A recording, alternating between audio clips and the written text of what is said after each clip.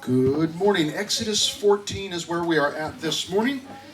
Starting a new chapter, so if you've got your Bible, you can open up there and follow along. Good to see all of you. Glad that you're here. Glad that you are at least somewhat awake. Exodus 14 is where we are at in our study of Exodus. And I have been in ministry for a lot of years, been in a lot of different situations and things. One of my favorite places to visit, to go on youth trips, to take guys.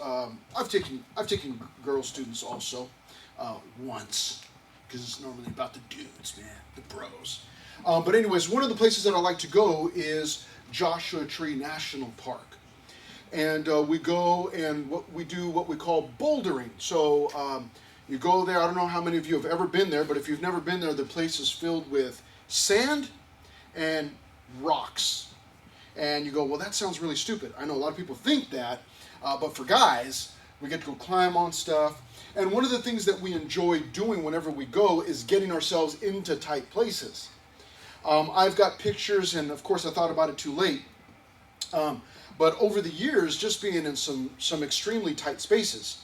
Now, my son is more daring than I in those situations. I will get myself into some tight spaces, crawling in between rocks and climbing in between things and climbing over things. But he will purposely look for tight spaces. He doesn't like tight spaces, but he's like me. He doesn't like it, so he'll go do it on purpose.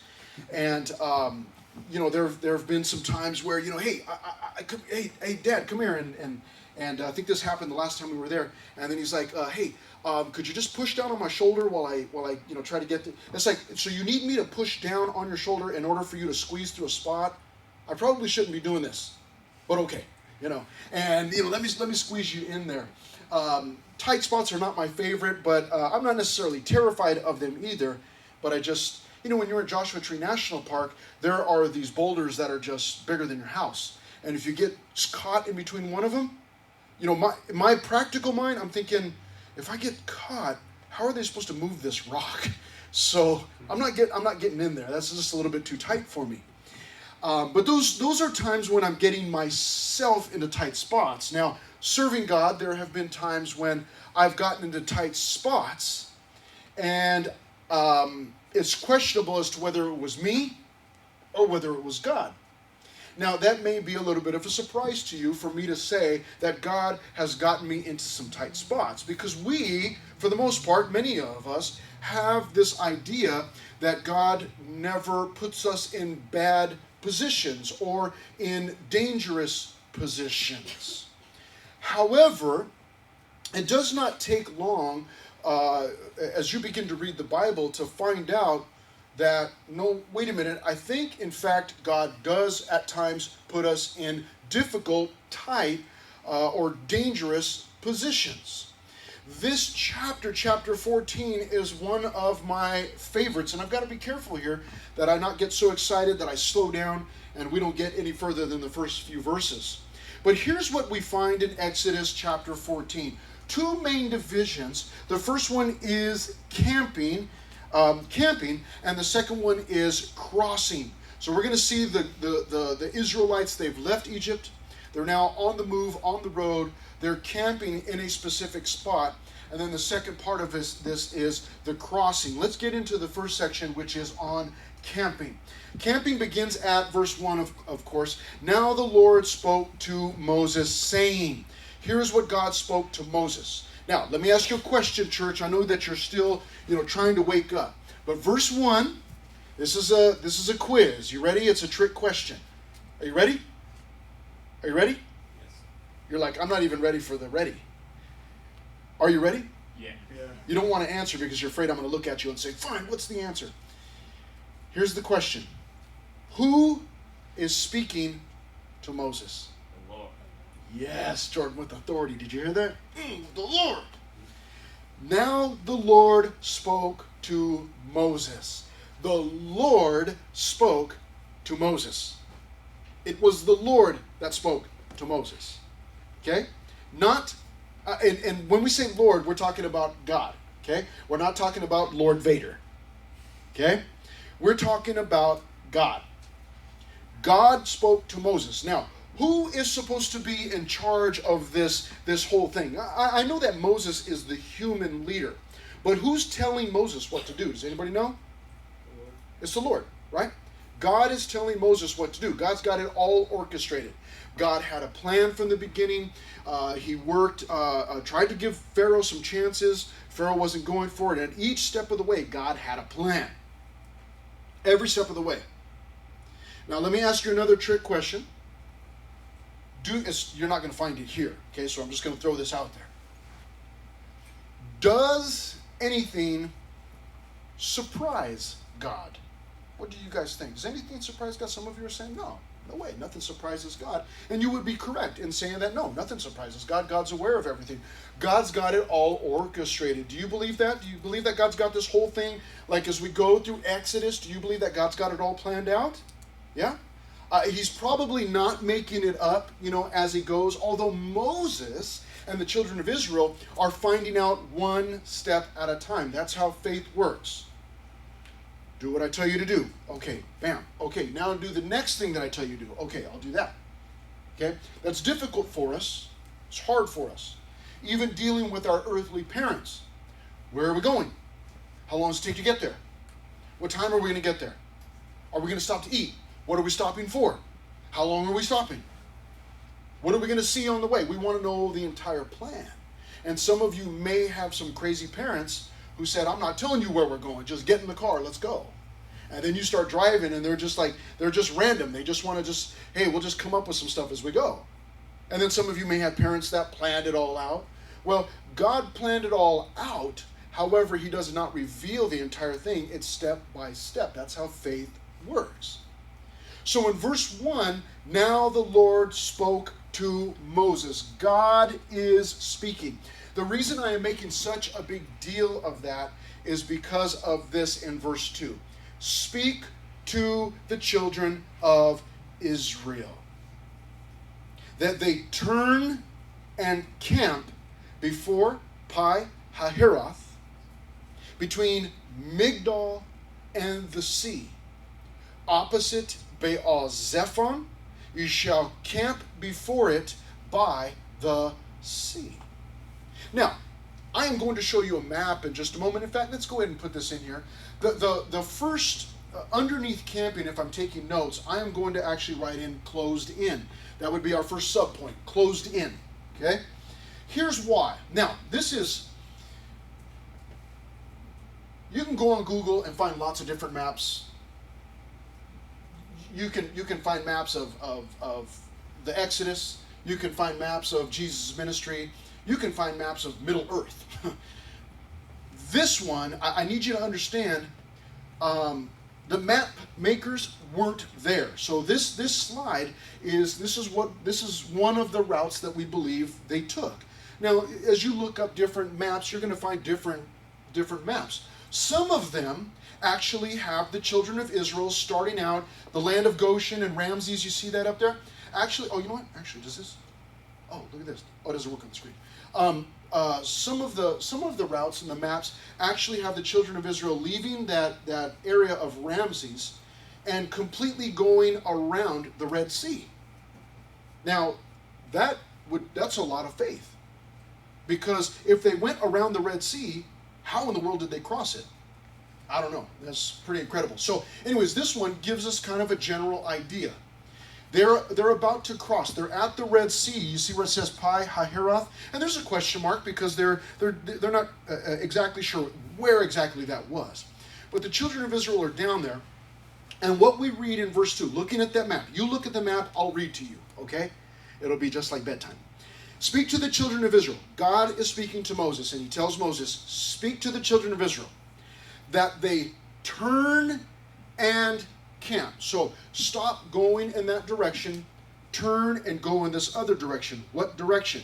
Before Pi Hahiroth, between Migdol, where there was an Egyptian outpost, military outpost, and the sea. Opposite Baal Zephon, You shall camp before it by the sea. In other words, what God has just told Moses. He just told him this. He said, I want you to stop leading the children of Israel in the direction that you're going. And instead, I want you to turn, and I want you to set up camp between, camp before, notice, Pi Hahiroth, between Migdol and the sea, opposite Baal Zephon. You shall camp before it by the sea. Now, you may not be able to you may not understand exactly what's going on in verse 2, and then from the map you may say, well, I don't really understand the point or why you're making such a big deal. One thing that you might hang on to is that he wants them to camp before it by the sea. Okay? Now, this sea this is not something that they can just jump in boat. They don't have boats, so they can't just jump in boats and paddle across the sea. Kayaks, stand-up paddle boards. Like, everybody, all right, all 1 million of us, we've got these paddle boards, and we got the group rate, so everybody just jump on a paddle board and let's go. They don't have that. So there's a problem there with them being at the sea. That's one direction. The door is shut. You cannot go across the sea. Now, most of us, maybe all of us, know the story, what's about to happen. But do you understand that what God has just done is that he has put his own people in a bad position? That's the point that I'm trying to make here. They are closed in. Let's get to that next one. There it is. And they are closed in. They've got the Red Sea in front of them. And they're surrounded by these other cities, and nearby there are Egyptian military outposts.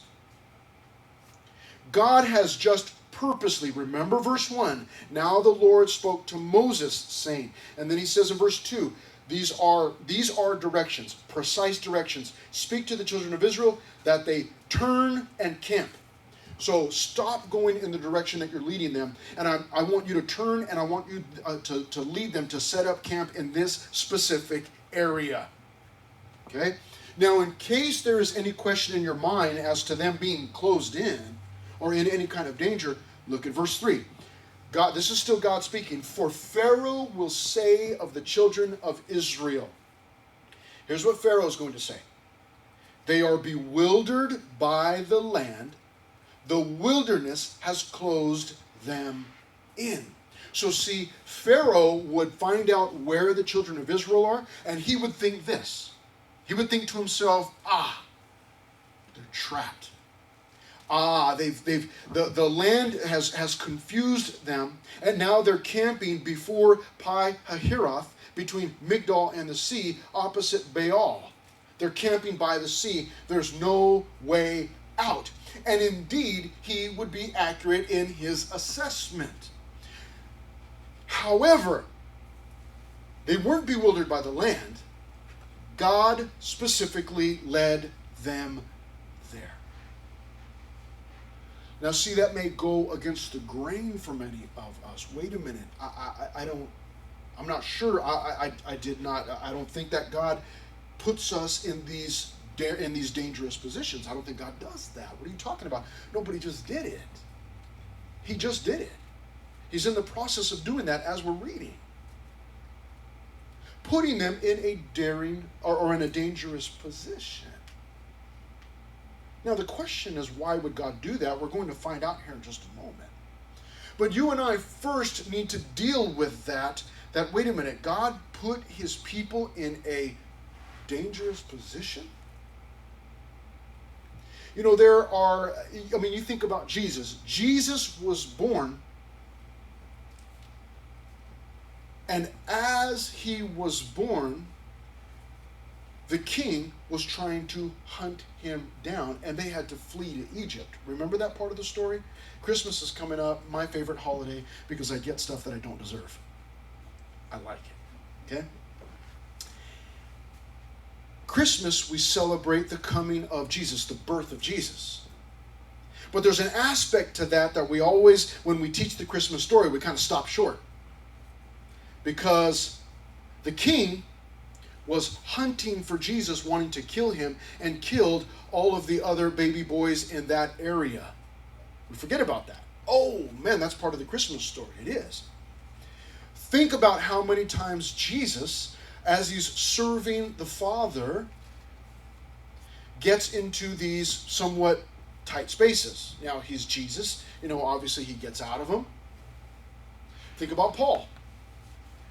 I always think about when he was shipwrecked on the island of, was it Patmos? Patmos. But you think about, that's an exciting story that he's on the island shipwrecked, but what about the shipwreck itself? He's sailing, he's a prisoner. He's not out there like on some, carnival cruise.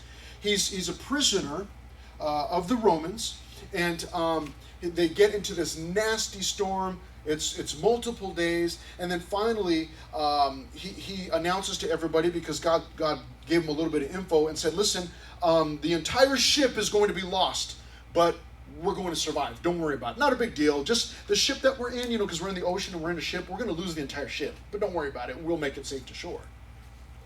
And it was God orchestrating his life and leading that man. And how many times did that happen?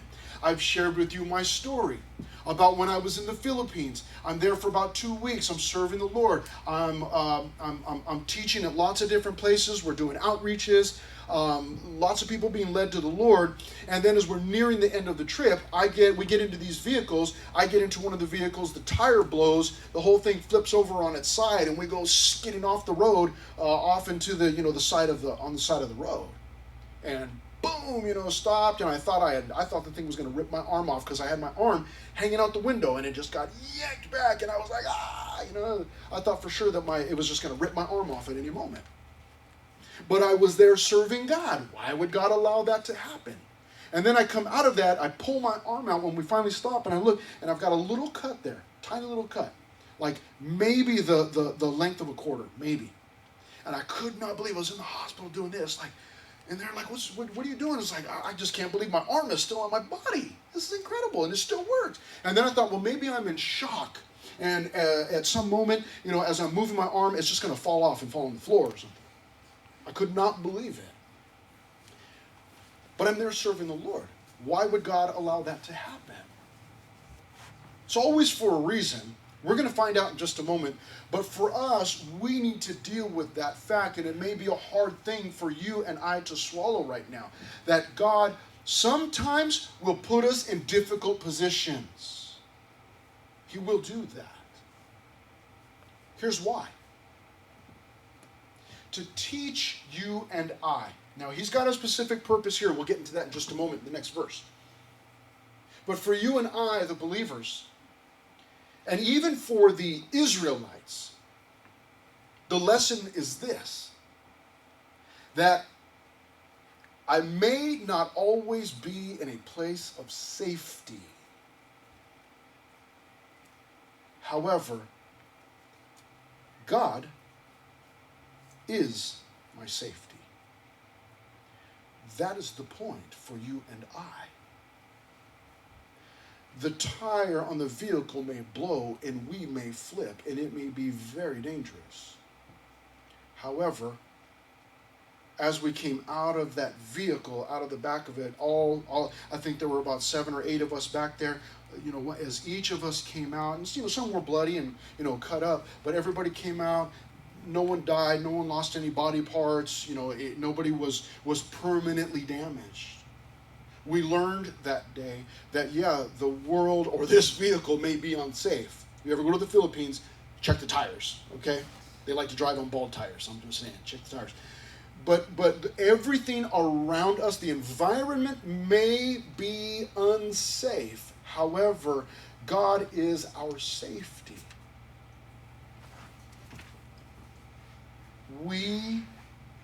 Whenever you and I are traveling, I know that you've heard this before. If you've been saved for more than 5 minutes and you've gone somewhere, someone will pray for traveling mercies. And that's good. That's okay. It's a good thing. However, I want you to think back. Some of you have been reading the Bible. You've been hearing the Bible all of your life. I want you to think back real quickly. Just think about Bible stories. Did anyone in the service of God ever ask for safety? I'll wait. It's like, now that you mention it, I don't ever remember anybody praying for safety. Like, what is wrong with these people? Here's why. Because the people that you and I are reading about in the Bible have found something greater. They have discovered that God is their safety, so that wherever they might go, they, as they are in the middle of God's plan, in the middle of God's will, He is their safety. So that they did not have to ask for safety, as long as they were following God. As God leads you, you follow. He's your safety. That was the whole point with Abram back in Genesis chapter 12. Go from your kindred, from your family, and from your father's house. Leave your safety net and go to a land that I will show you. It's leave your safety net and come and find out that I am your safety, Abram. And the sooner that you and I as believers discover that, you know what, it doesn't matter where I go, God is my safety,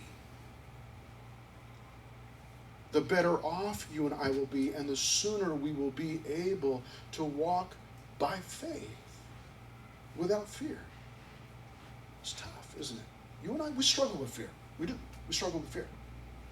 But the sooner that you and I learn, you know what, I'm in the middle of God's hand. He's got me. Can bad things happen? They absolutely can. Can dangerous things happen? They absolutely can. Can Christians get hurt? Absolutely.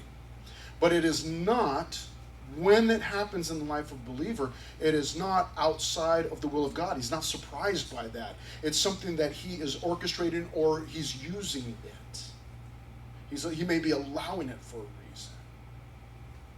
And so when you and I realize, wait a minute, God is my safety, then I am able to walk by faith without fear.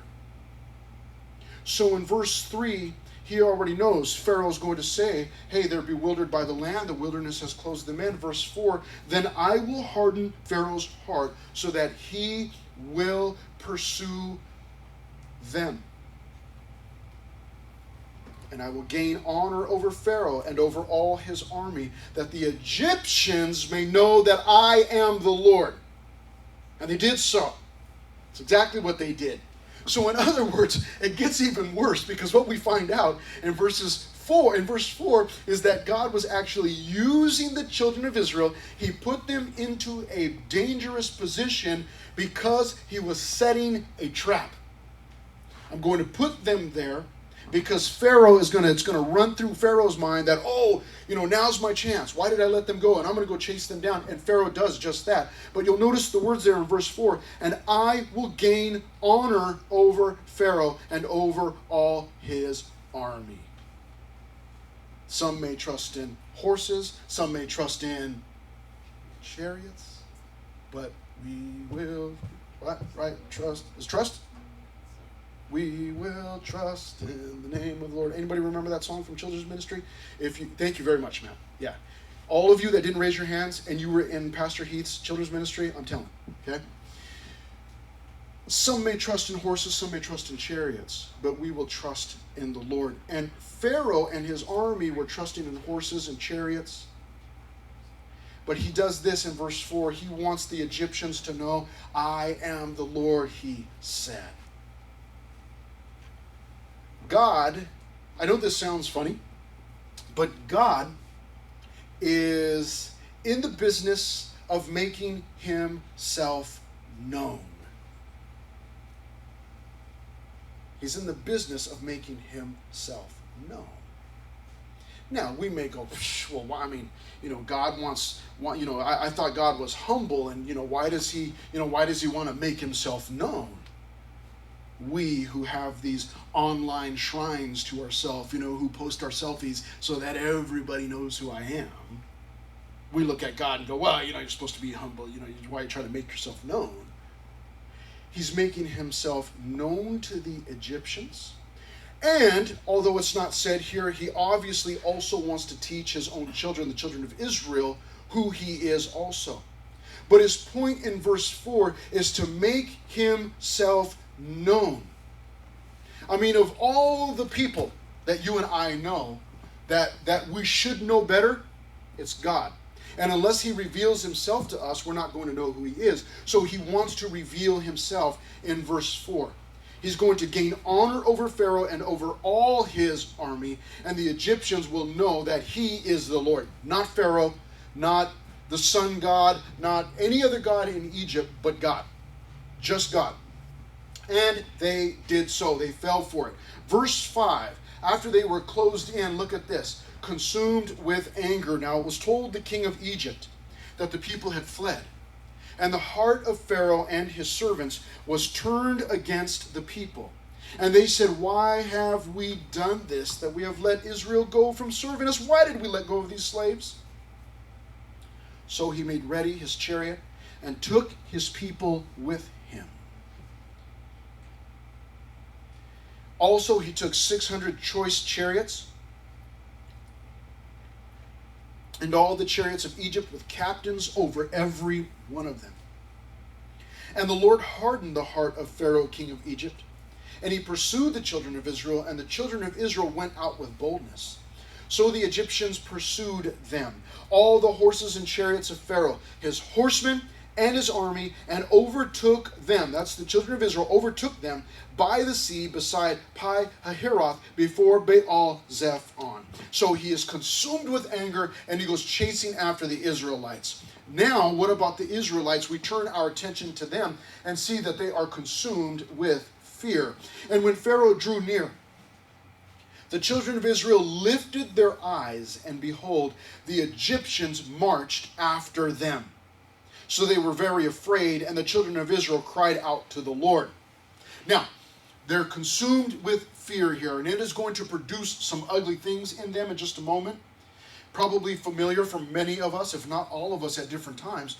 But I want you to think about this for just a moment before we go any further. You've got Pharaoh coming. The point was made that he's coming with all of his chariots, all of his captains, his entire army. What do the Israelites have? They've got nothing. They have no weapons. They did not leave with weapons. They left with their unleavened bread. What are you going to do with that? They've got nothing to defend themselves with. So, even further into the problem of them being in this bad spot, this tight space, this dangerous spot, on top of that, they've got no means of defending themselves. What are they going to do? Hurl unleavened bread and sheep at the Egyptians? What are they going to do? What do they have? They've got nothing. They are defenseless. Defenseless. And yet God put them in that spot. But they are about to learn a very valuable lesson. You know that. So in verse 10, so they were very afraid, and the children of Israel cried out to the Lord. Now that sounds good. At the end of verse 10, they cried out to the Lord. Well, that's what you want to do when you're afraid. You cry out to the Lord. And that is what you want to do. That's what I do when I'm afraid. Cry out to the Lord. He's the right one to cry out to. However, what exactly did they mean by crying out to the Lord? Verse 11, then they said to Moses. This gives us an idea of what they were possibly saying to God. Because we don't know exactly what they were saying to God, but we do know what they were saying to Moses. And they were speaking to Moses because he was representing God. Here's what they say in verse 11. Because there were no graves in Egypt, have you taken us away to die in the wilderness? So immediately, at the first sign of danger, their faith in God and their faith in Moses as God's leader breaks down. Immediately their faith breaks down. I mean, goodness. don't raise your hands, but does that feel like you maybe at times? Like, man, why do I do that? At the first sign of danger, as soon as something looks like it might, there's the remote chance of something going wrong. Like, why do I freak out so quickly? Why don't I just, hold fast? Why don't I just hold on to my faith and stay strong? Why does my faith always crumble? Why is it always shaky? Well, listen, you're in good company. The children of Israel did the same thing. So we cannot look at them and go, dude, what are you complaining about? Man, he saved you from Egypt. No, we can understand this. The possibility of danger. And some of us begin, our faith begins to shake, begins to quiver. But God is in the process of calming his people down, and so he is in the process of calming you down also. And the way that he does that is not to pat your back and say, well, hey, listen, just, come on, think some good thoughts. And, let's just, kind of calm ourselves down, do some breathing exercises. God doesn't do that. Instead, what he does in order to calm his people down is he's going to show who he is. Because that's what we need to know. That's what we need to see. That's what's going to bring peace to us, to our minds, and to our hearts when we are fearful. Is remembering, wait a minute. God and his abilities. So let's continue to read. So it says, in verse 11, they begin to complain. As they're consumed with fear, they begin to attack Moses. Because there were no graves in Egypt, have you taken us away to die in the wilderness? Why have you so dealt with us to bring us up out of Egypt?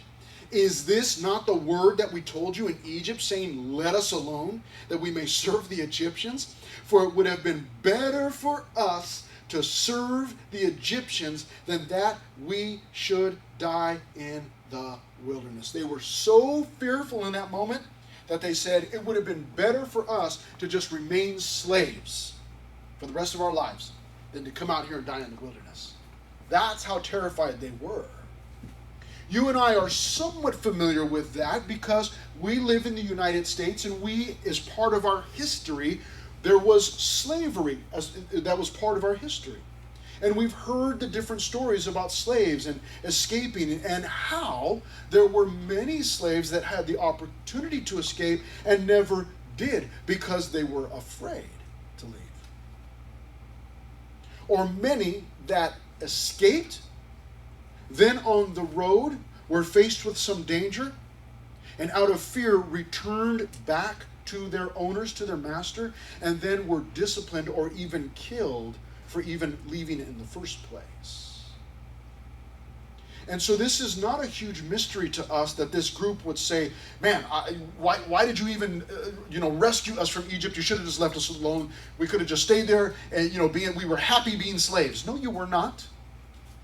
Nobody's happy being a slave. And yet in this moment, because of the fear. I mean, have you ever experienced that? Maybe your family, everything's going good, and then at the first sign of fear, maybe people start to turn on one another. I saw that recently. I saw that just recently, like over the weekend with a family, where something was going on. One of the family members ended up in the hospital, and the other family members began to get angry at one another over certain details of that. Being a pastor, I've seen that many times. I remember sitting in the living room of one of my former students. He was riding his bike and a bicycle and got hit. He got run over by a semi and killed up the road from his house. And I had to go to their house to sit in their living room to try to be some source of comfort. You cannot comfort anybody in that position. There's nothing you could do or say. You just sit there and you weep with them. But I remember being in there, and as family members began to argue with one another, as family members began to yell at one another, as family members began to cuss at this young man's mom, at his parents, as she began to yell back, as accusations started to go back and forth, and having to stand up and say, knock it off. It's like you go into dad mode with these adults. Like, hey! Sorry about that, Nick. What are you doing? Knock it off. come here for this. Boom. But inside it's like, I hope they don't all join in and beat me up. But I've seen it. I have seen that happen. Fear can stir up things in us that cause us to even attack one another. And all of these people were all excited, like, woo, road trip, we're going to go camping, we're leaving Egypt, everything is fantastic, woo, we're going to camp by the sea, I love to camp by the sea. And then all of a sudden it's, we hate you, Moses, why did you bring us here? What is going on? People sometimes, they like turn demonic when they get scared, like, I hate you. Like, what is wrong with you? Fear. Fear can be so very powerful because at this point, the Israelites don't yet fully understand their God. They do not fully understand who they belong to. When you figure out your identity, who you belong to, then your heart becomes settled. Yes or no? Yes. When you know that you can trust your dad to catch you, you would jump off of anything if you know he's going to be there for you. You would jump off the roof into his arms if he said, jump off the roof. But it's 3 stories. I know, just come on, I got you. We would do anything that our fathers told us to do if we knew that we could trust them.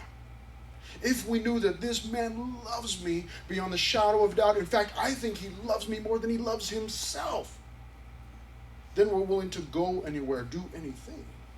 The Israelites don't understand that yet. God is getting them there, slowly but surely. So they're yelling at Moses because they're consumed with fear. They said in verse 12, why didn't you just leave us there? We told you in Egypt, let us alone. And in verse 13, and Moses said to the people, do not be afraid. Why would you tell me that? I am afraid. And now you're just going to tell me don't be afraid? But listen, he's got a reason. Here it is.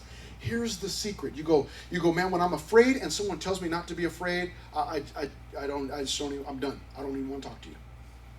But look at this. He gives them a reason not to fear. Verse 13. And Moses said to the people, do not be afraid. Knock it off. And then he says this. This is absurd. Stand still. Don't run. Don't look for a way out. Don't try to come up with some scheme on your own. He actually tells them, do not be afraid, number 1. Secondly, stand still. Because can you imagine? I mean, what do you do when you're afraid? Some of you that lay starts to like, right? Some of you get afraid and your voice gets shaky. How many of you are like that? Like, yeah, I get afraid and, we can tell, right? That happens to me too. And he says, stand still. Why should we not be afraid? Number 1. Number 2, why in the world should we stand still? And Moses says, I'm glad you asked, because in verse 13, do not be afraid, stand still, and see the salvation of the Lord. And he will accomplish which he will accomplish for you today. For the Egyptians whom you see today, you shall see again no more forever. Forever. The Lord will fight for you, and you shall hold your peace. This is it. This is the valley of decision right here. You're at the crossroads. You're afraid, you're fearing for your own life. What are you going to do? And Moses, like a good leader, like a good father, like a good friend, when he sees that the people are in fear, he tells them this, do not be afraid. Why not? Stand still. Why in the world would I do that? And he gets their attention directed on the Lord. You see, I have brought it up, I think in the last 2 weeks, I've brought it up twice already, and here it is again. I think that God is wanting to speak to Fusion to remind us of this. I've told you this, I'll say it again because some of you have not heard it. Most of you have, but some of you have not over the last couple of weeks. I know that there are much funner youth groups than Fusion. I know that. It's like, why do we only worship? Why do we only study? Why don't we ever do anything fun? This is why. Because in the time of testing for you and I, fun is not going to get us through that. Fun is not going to strengthen my faith. Fun is not going to keep my heart steady. What's going to keep my heart steady? Remembering that God created the universe. That he can blast open the ocean with the breath from his nostrils. That he can save defenseless Israelites from a powerful Egyptian army. When I'm afraid and I'm in that time of testing, when everything around me is crashing down, when I have found myself in the midst of a mess, in the midst of a storm, in an unsafe environment, to remember that God is my safety, that is what will keep my faith established. And so what do we do at Fusion? We focus on, it's easy, it's two-part, worship and God's Word. It's worshiping God for who he is, and then getting into his Word to learn more about him, because that's what I need for my life.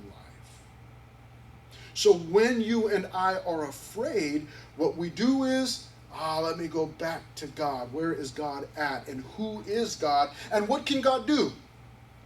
Now, surely, we don't have an army of people in here, but there's enough of you that there are at least one of us, probably many of us, that are going through a fearful situation right now. It might be with family. Maybe you're looking at mom and dad, and they're arguing, or they're not getting along, and they're talking about divorce. Maybe they're already separated, and you're fearful. Maybe you're facing some kind of medical news, like mom or dad, or maybe grandma or grandpa, somebody's going to the doctor and they're having tests run because, something's not right. And then you're in the midst of finding out that somebody that you love has got some kind of disease, some kind of cancer, some kind of sickness. And maybe your heart, your faith is beginning to waver. What do you need? Do you need you just need a fast-paced game of tic-tac-toe. That'll make you feel better. It's just warm and fuzzy inside. Is that what you need? No. What you need to remember is, wait a minute, but what about God? Who's God? What can God do? Where is he at? Is he here? Is he my safety? When you remember those things, then your heart can be filled with faith, void of fear. But listen, if you're not there, if you're feeling like, man, I'm always afraid, listen, be patient. God is still working. He loves you. He's trying to teach you. But to go back to that place, that's right, God. And man, I love these words so much. And Moses said to the people in verse 13, do not be afraid. Stand still. See the salvation of the Lord. So you got a front row seat, Israelites. Just stop. Settle down and watch what God does, which he will accomplish for you today.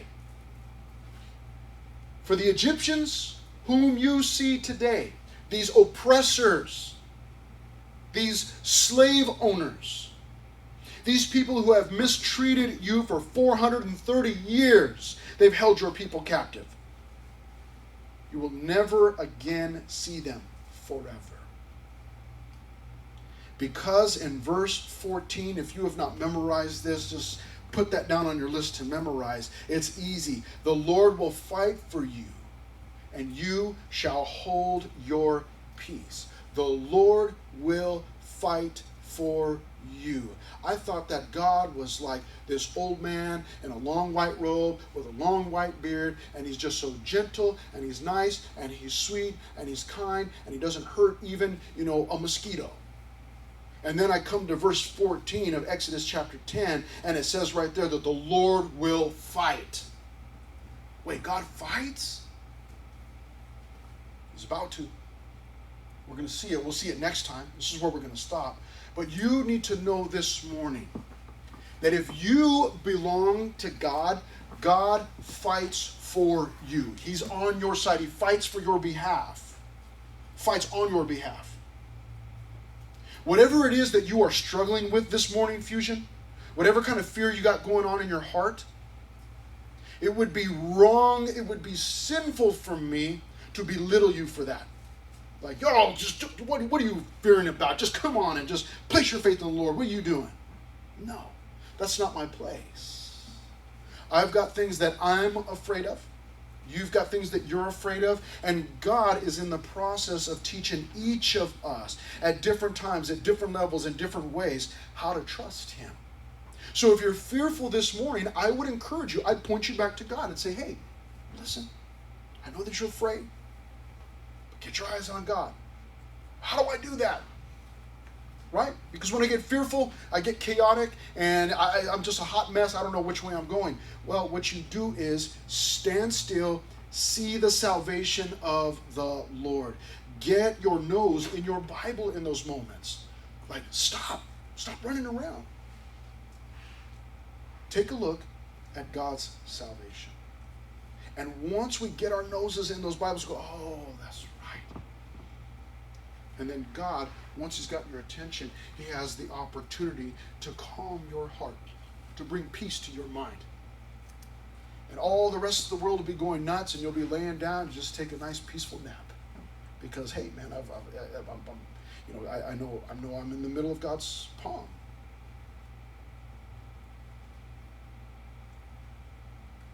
God fights for us. I love it. I don't like to fight. I've never been a fighter. I don't like to fight.